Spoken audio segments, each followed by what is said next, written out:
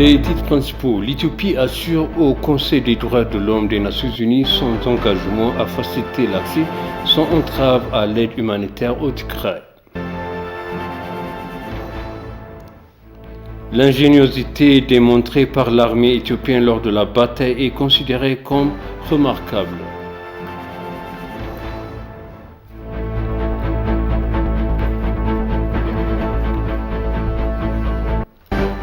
Bienvenue chers téléspectateurs sur EBC, c'est moi Zalal Amourkana avec le journal. Le gouvernement éthiopien s'est déclaré gravement préoccupé par la désinformation non fondée et politiquement motivée qui est largement partagée par plusieurs acteurs sur la situation au Tigray. Un appel à une assistance indispensable à la population du Tigray doit être dégagé des autres motivations politiques et du soutien partisan dont le seul but est de saper le pouvoir souverain et de responsabilité du gouvernement, a déclaré le cabinet du Premier ministre dans un communiqué publié. Le communiqué indique qu'à ce jour, 3,1 millions de personnes ont bénéficié de l'aide humanitaire distribuée dans 34 districts sur 36 de la région du Tigray. La contribution du gouvernement à l'aide humanitaire est maintenant à 70%, tandis que la part de l'assistance des partenaires internationaux est de 30%, conformément au protocole commun établi pour la fourniture de l'aide humanitaire. Plus de 135 membres du personnel d'organisations d'aide bilatérales et multilatérales ont été autorisés à voyager et à entreprendre des activités d'assistance dans la région. Dans le cadre de la phase actuelle, l'accès a été accordé aux journalistes internationaux de cette agence de presse internationale. Il s'agit notamment de la AFP, de Al Jazeera, du New York Times, de France 24, de Reuters, de la BBC et du Financial Times.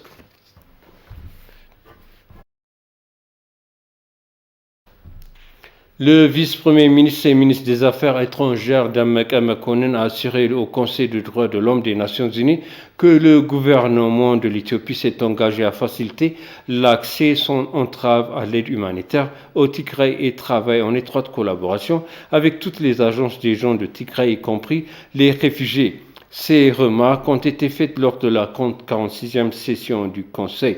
Le vice-premier ministre et ministre des Affaires étrangères Dameka Mekonnen a déclaré que l'Éthiopie était pleinement déterminée à entreprendre l'enquête nécessaire sur les allégations des violations des droits de l'homme.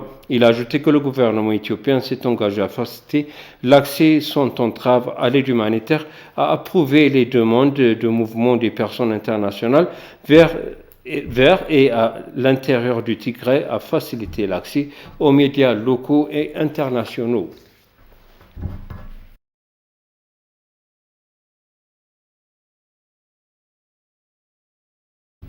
La bataille d'Adwa est un exploit de génie militaire éthiopien accompli contre les intrus occidentaux grâce à l'étonnante manœuvre militaire de la disposition logistique.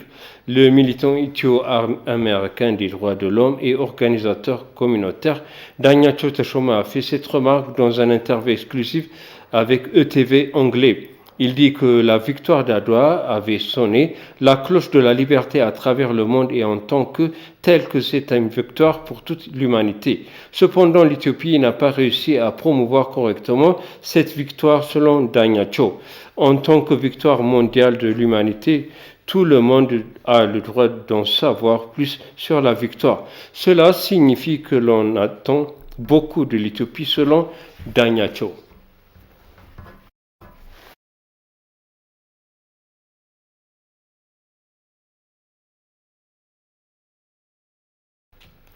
L'agence éthiopienne de la diaspora a déclaré que la diaspora avait un rôle irremplaçable pour promouvoir la victoire d'Adwa. La directrice générale de l'agence, Selamawit Dawit, s'est déclarée prête à élargir la participation de la diaspora à la réforme multiforme de l'Éthiopie.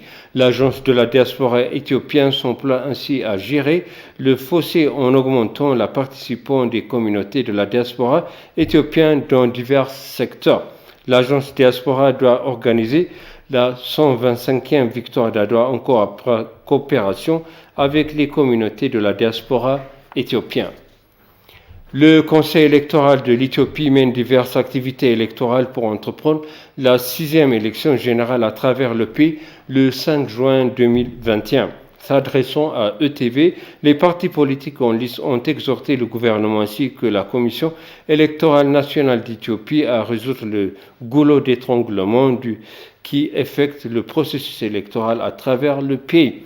Dr Merera Guddina a souligné que tous les partis politiques à travers le pays doivent donner la priorité aux activités politiques de base pour changer la nation, pour le mieux en s'abstenant de faire de mauvaises actions. Près d'une centaine de partis politiques régionaux et fédéraux mènent des campagnes préélectorales dans le but de participer aux prochaines élections générales du 5 juin 2021.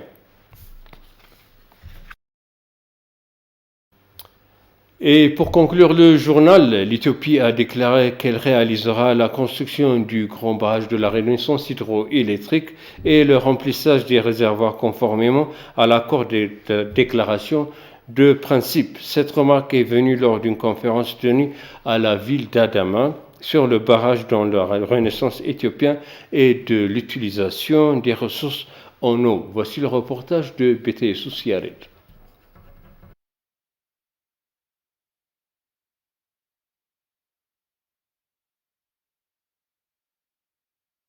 Une table ronde sur le barrage de la Renaissance éthiopienne et l'utilisation des autres ressources en eau s'est tenue dans la ville d'Adama. La participation des universitaires éthiopiens aux affaires liées au grand barrage de la Renaissance éthiopienne s'améliore de temps en temps, bien qu'elle soit toujours en retard par rapport aux engagements similaires des chercheurs dans le pays en aval.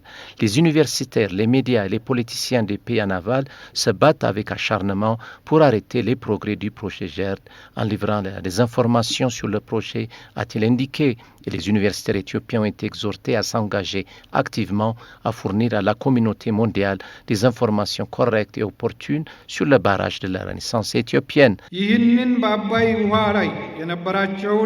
Les pays en aval décapent chaque pierre pour maintenir leur monopole sur l'eau d'Abay. Leurs chercheurs élaborent également de fausses analyses sur les impacts du grand barrage, niant l'effet scientifique de l'ingénierie de l'eau. Ils essaient également d'obtenir le soutien de la communauté mondiale en diffusant de faux récits selon lesquels le barrage éthiopien n'a que des inconvénients pour eux. Par conséquent, nous, universitaires, devrions exposer ces mensonges à la communauté mondiale. Nous devons également fournir à la communauté mondiale des informations exactes et actualisées. L'Éthiopie a déclaré qu'elle réalisera la construction du remplissage des réservoirs conformément à l'accord de déclaration de principe.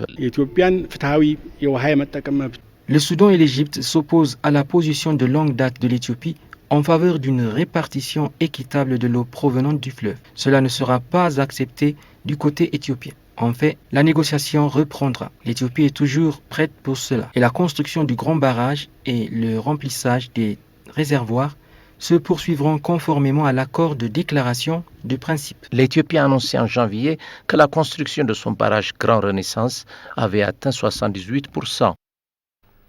Et je vous présente les titres principaux. L'Éthiopie assure du Conseil des droits de l'homme des Nations Unies son engagement à faciliter l'accès sans entrave à l'aide humanitaire au Tigray.